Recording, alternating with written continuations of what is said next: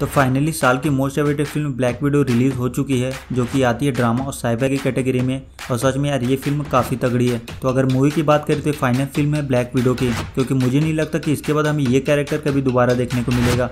तो अगर अब तक इस मूवी को नहीं देखा तो देख लेना, उसके बाद इस वीडियो को कंटिन्यू करना। खैर, तो स्टार्ट करने से पहले वीडियो को लाइक कर देना, और अगर गलती से चैनल पर फर्स्ट टाइम आए तो यार चैनल को सब्सक्राइब कर देना। So let's start, stay with me and let me explain. तो मूवी स्टार्ट होती है 1995 यानी 1995 ओहायो से, जहाँ नताशा और येलेना खेल रहे होते हैं। तभी येलेना गिर जाती है और उसे चोट लग जाती है और वो रोने लगती है। एंड तभी उसकी मदर मिलेना उसे समझाती है कि दर्द उन्हें स्ट्रांग बनाता है, ना कि वीक। तो मिलेना और एलेक्सी इन दोनों के रियल पेरेंट्स नहीं होते। उन्होंने उन दोनों को बचपन में अडॉप्ट किया था ताकि उन्हें रेड रूम प्रोग्राम के लिए यूज कर सके, जिसके बारे में हमें आगे पता चलेगा। खैर, तो रात में एलेक्सी घर आता है और वो काफी टेंशन में होता है। एलेक्सी एक रेड गार्डियन है, बोले तो जैसे यूएस में कैप्टन अमेरिका है वैसे ही रशिया में रेड गार्डियन। खैर, तो एलेक्सी मिलेना को बोलता है कि अब उनके जाने का वक्त आ गया है। फिर वो लोग जल्दी जल्दी अपना सामान वगैरह पैक करते हैं और घर से निकल जाते हैं। जिसके बाद वो लोग एक अबेंडेड एयरपोर्ट पहुंचते हैं, जहाँ एक खटारा एयरक्राफ्ट होता है। तो मिलेना बच्चों को एयरक्राफ्ट में बैठा देती है, तभी वहाँ पुलिस आ जाती है। पर वो लोग किसी तरह वहाँ से टेक ऑफ करने में कामयाब हो जाते हैं। पर इन सब में मिलेना को गोली लग जाती है। और जब अगले दिन वो लोग क्यूबा में पहुंचते हैं तो सबसे पहले मिलेना को हॉस्पिटल ले जाया जाता है। वहीं एलेक्सी एक बंदे से मिलता है जिसका नाम होता है ड्रेकॉफ, और एलेक्सी उसे एक फ्लॉपी डिस्क देता है। जिसके बाद नताशा और येलेना को धोखे से बेहोश कर रेड रूम ट्रेनिंग के लिए ले जाया जाता है, जहाँ उन दोनों को अलग कर दिया जाता है। पर अलग होने से पहले नताशा येलेना को दोनों के बचपन की एक फोटो देती है। जिसके बाद दोनों को रेड रूम की ट्रेनिंग दी जाती है और उन्हें एक असैसिन बना दिया जाता है। तो ड्रेक और रेड रूम में ब्लैक विडोज की अपनी एक आर्मी तैयार करता है ताकि उनका यूज करके वो अपने दुश्मनों को ठिकाने लगा सके। खैर, तो यहाँ से हमें 21 साल बाद का सीन दिखाया जाता है, जहाँ नताशा रोमन अब एक फिजिटिव है। नताशा भाग रही है यूएस गवर्नमेंट से, जहाँ यूएस सेक्रेटरी रॉस नताशा के पीछे पड़ा हुआ है क्योंकि उसने सोकोविया अकॉर्ड्स का वायलेशन किया है। तो रॉस नताशा को सरेंडर करने के लिए बोलता है, पर नताशा बोलते कि वो उसका पीछा करना छोड़ दे क्योंकि उनके हाथ कुछ नहीं आने वाला। पर शॉर्ट टीम किसी तरह नताशा की लोकेशन ट्रैक नताशा को पकड़ने की कोशिश करती है, पर वो वहां मौजूद नहीं होती। वो नॉर्वे में कहीं घूम रही होती है और रॉस को रियलाइज हो जाता है कि उसका कट चुका है, जैसा कि नताशा ने पहले ही बोला था। खैर, तो आगे हमें मोरक्को का सीन दिखाते हैं, जहां रेड रूम के ट्रेनिंग के बाद येलेना अपने एक टारगेट को मारने आई हुई होती है, जो एक एक्स ब्लैक विडो होती है। पर एंड मूवमेंट पर उसे पता चल जाता है और वो भागने की कोशिश करती है, पर येलेना उसे पकड़ लेती है और उसे मार देती है। पर उससे पहले वो येलेना पर एक सिंथेटिक गैस छिड़क देती है और येलेना नॉर्मल हो जाती है। यहाँ पर येलेना को रियलाइज हो जाता है कि सालों से वो रेड रूम के कंट्रोल में थी और सारी ब्लैक विडोज उनके कंट्रोल में है। तो मरने से पहले वो लेडी येलेना को बाकी सभी ब्लैक विडोज को फ्री करने के लिए बोलती है। जिसके बाद येलेना अपने पैर से ट्रैकर निकाल देती है और येलेना वहां से एंटीडोट्स लेकर भाग जाती है। आगे ये बात ड्रेकॉफ को पता चल जाती है और वो टास्क मास्टर को एक्टिव कर देता है। तो टास्क मास्टर में एक स्पेशल पावर होता है कि वो किसी भी फाइटिंग स्किल को कॉपी कर सकता है। खैर, तो नताशा जाकर अपने एक फ्रेंड रिक मेसन से मिलती है, जो नताशा के लिए जरूरत की सारी चीजें अरेंज करता है, जैसे पासपोर्ट, लाइसेंस, नकली आइडेंटिटी वगैरह वगैरह। तो यहाँ पर रिक नताशा को बताता है कि उसके लिए एक मेल आया है जो बुदापेस्ट सेफ हाउस से किसी ने उसके लिए भेजा है। तो नताशा उस बॉक्स को अपनी गाड़ी में रख देती है। जिसके बाद रात में नताशा जनरेटर के फ्यूल लेने जाती है क्योंकि उसके घर की बिजली चली गई थी। पर रास्ते में टास्क मास्टर नताशा की कार को बॉम्ब से उड़ा देता है, पर नताशा किसी तरह बच जाती है। जिसके बाद नताशा और टास्क मास्टर में एक तगड़ी लड़ाई होती है और नताशा को पता चल जाता है कि टास्क मास्टर उसके लिए नहीं आया, बल्कि वो उस बॉक्स के लिए आया है जो उसकी गाड़ी में थी। तो नताशा और टास्क मास्टर में दोबारा लड़ाई होती है और नताशा किसी तरह एंटीडोट लेकर भाग जाती है। जिसके बाद जब नताशा उस एंटीडोट की ट्यूब को चेक करती है तो उसमें एक फोटो होती है जो नताशा ने येलेना को दिया था अलग होने से पहले, और नताशा समझ जाती है कि ये उसकी बहन येलेना ने भेजा है। जिसके बाद नताशा बुदापेस्ट सेफ हाउस में जाती है, जहाँ येलेना पहले से मौजूद होती है, और फिर दोनों आपस में लड़ने लगते हैं। मतलब ये कैजुअल लड़ाई होती है दो बहनों के बीच, एक दूसरे को सुपीरियर दिखाने के लिए।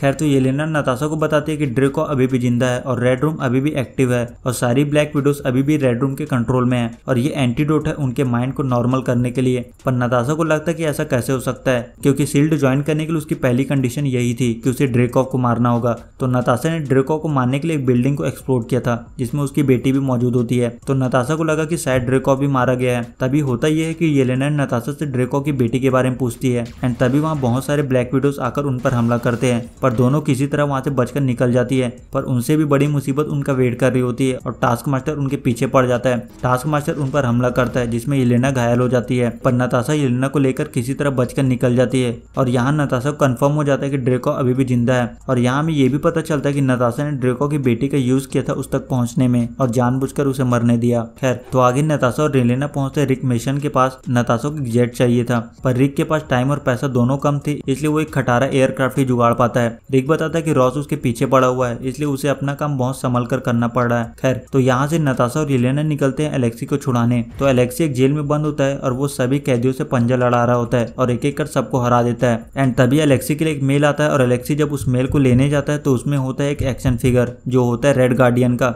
जब एलेक्सी उसे चेक करता है तो उसमें एक ईयर पीस होता है। जब एलेक्सी उसे अपने कान में लगाता है तो उसे नताशा की आवाज सुनाई पड़ती है। नताशा उसे इंस्ट्रक्शन देती है कि जेल से बाहर कैसे निकलना है, जिसके बाद एलेक्सी गार्ड्स को मारना स्टार्ट करता है, जिस वजह से काफी क्योस मच जाता है। इतने में नताशा एयरक्राफ्ट लेकर जेल के ऊपर आ जाती है, पर एक गार्ड एलेक्सी को ठेस कर देता है और एलेक्सी बीच में ही फंस जाता है, इसलिए नताशा को खुद ही नीचे आना पड़ता है। जिसके बाद नताशा गार्ड्स को मारती है और नताशा और येलेना किसी तरह एलेक्सी को लेकर वहां से भाग जाते हैं। जिसके बाद नताशा और येलेना एलेक्सी से रेड रूम के बारे में पूछते हैं, पर एलेक्सी को रेड रूम के बारे में कुछ भी पता नहीं होता। इनफैक्ट ड्रेकॉव ने खुद ही उसे धोखा देकर जेल में डलवा दिया था। यहाँ पर एलेक्सी बताता है कि वो लोग रेड रूम के बारे में मिलेना से क्यों नहीं पूछते, वो अभी भी रेड रूम के लिए काम करती है और वो डायरेक्ट ड्रेकॉव के लिए काम करती है। पर नताशा और मिलेना ये सुनकर चौंक जाती है कि मिलेना अभी भी जिंदा है, क्योंकि उन्हें लगा था कि वो अब तक मर चुकी होंगी। खैर तो नताशा और येलेना पहुंचते हैं अपनी मदर मिलेना के पास। मिलेना के पास एक ऐसी टेक्नोलॉजी होती है कि वो सुअरों यानी पिग्स को कंट्रोल कर सकती है। खैर तो सारी फैमिली एक साथ होते हैं और वो एक दूसरे के ऊपर चीखने चिल्लाने लगते हैं और एक दूसरे को ब्लेम करते हैं। तभी येलेना ब्रेक डाउन कर जाती है। येलेना मिलेना से बोलती है कि उसके लिए सब असली था,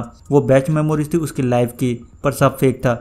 जिसके बाद येलेना वहां से उठकर चली जाती है और एलेक्सी येलेना को पीछे जाता है उसे समझाने के लिए। दूसरी तरफ मिलेना और नताशा साथ में होते हैं। तभी मिलेना नताशा को बताती है कि वो कोई अबेंडेड चाइल्ड नहीं है, उसे बचपन में सेलेक्ट किया गया था जेनेटिक प्रोग्राम रेड रूम के लिए और उसकी जो रियल मदर थी उसे ड्रेकॉव ने मार डाला था। वहीं मिलेना बताते कि उसे 4 बार रेड रूम की ट्रेनिंग से गुजरना पड़ा था, उसे एक लैब रैट की तरह ट्रेन किया गया है। और मिलेना यहाँ ये भी बताती है कि उसने रेड रूम को पहले से अलर्ट कर दिया है और वो लोग कभी भी यहाँ आ सकते हैं। एंड तभी वहाँ रेड रूम के लोग आ जाते हैं और उन सबको पकड़कर रेड रूम ले जाया जाता है। इसके बाद मिलेना पहुंचती है ड्रेकॉव के पास, पर ड्रेकॉव को पता चल जाता है कि वो मिलेना नहीं बल्कि नताशा है और उन दोनों ने अपना फेस चेंज कर लिया था और ये उन लोगों ने जानबूझकर किया था ताकि नताशा ड्रेकॉव तक पहुंच सके। खैर तो यहाँ नताशा को ये पता चलता है कि जो टास्क मास्टर है वो एक्चुअल में ड्रेकॉव की बेटी एंटोनिया है। बिल्डिंग के एक्सप्लोड होने के कारण उसकी लेफ्ट साइड का चेहरा पूरी तरह से जल गया था, जिसके बाद ड्रेकॉव ने उसे टास्क मास्टर बना दिया और उसका नेक पर एक चिप लगा दिया जिससे वो किसी की भी फाइटिंग स्किल मिमिक कर सकती है। दूसरी तरफ मिलेना एलेक्सी को छुड़ा लेती है और बताती कि ये सब उसका नताशा का प्लान था।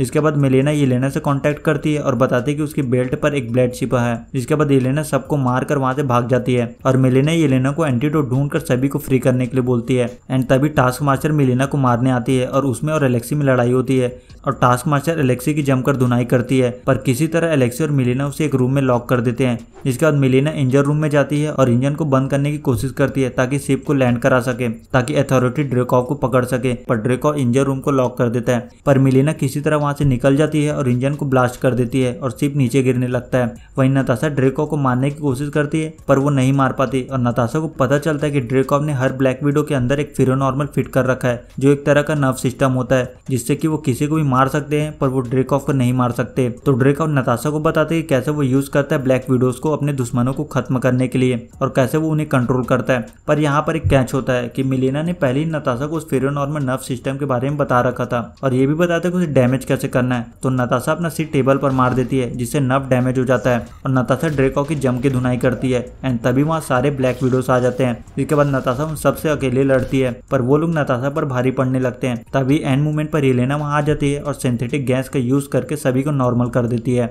फिर नताशा कंट्रोल टेबल पर जाती है और जितने भी ब्लैक विडोज होते हैं उनके सारे डेटा को ट्रांसफर कर लेती है। दूसरी तरफ मिलेना और एलेक्सी अपनी बेटियों का वेट कर रहे होते हैं पर शिप गिरने की वजह से उन्हें वहां से निकलना पड़ता है। वहीं ड्रेकॉव भी अपने एयरक्राफ्ट को लेकर भागने की कोशिश करता है पर येलेना उसके एयरक्राफ्ट को उड़ा देती है और ड्रेकॉव की मौत हो जाती है। इसके बाद येलेना नीचे गिरने लगती है पर नताशा उसे बचा लेती है, पर टास्क मास्टर उनके पीछे होती है और नताशा येलेना को छोड़ देती है। जिसके बाद नताशा और टास्क मास्टर में लड़ाई होती है और दोनों किसी तरह लैंड कर जाते हैं। जिसके बाद नताशा किसी तरह उसके हेलमेट को निकाल देती है और सिंथेटिक गैस की मदद से एंटोनियो को नॉर्मल कर देती है। जिसके बाद उनकी फैमिली का रियूनियन हो जाता है। तभी वहाँ रॉस आ जाता है और नताशा सबको वहाँ से जाने के लिए बोलती है। तभी वहाँ सारे ब्लैक विडोज आ जाते हैं और अब सब नॉर्मल हो चुके हैं और मिलेना, एलेक्सी, लेना और एंटोनियो को वो लोग अपने साथ ले जाते हैं। वहीं नताशा रॉस का वेट करती है। जिसके बाद हमें 2 हफ्ते बाद का सीन दिखाया जाता है जहाँ नताशा रिक से मिलती है। रिक बोलता है कि अगर वो उसे कुछ टाइम और मनी देगी तो उसके लिए वो कुछ ऐसा दे सकता है और वो होता है क्वीन जेट। जिसके बाद नताशा निकल जाती है बाकी डिटेन एवेंजर को बचाने।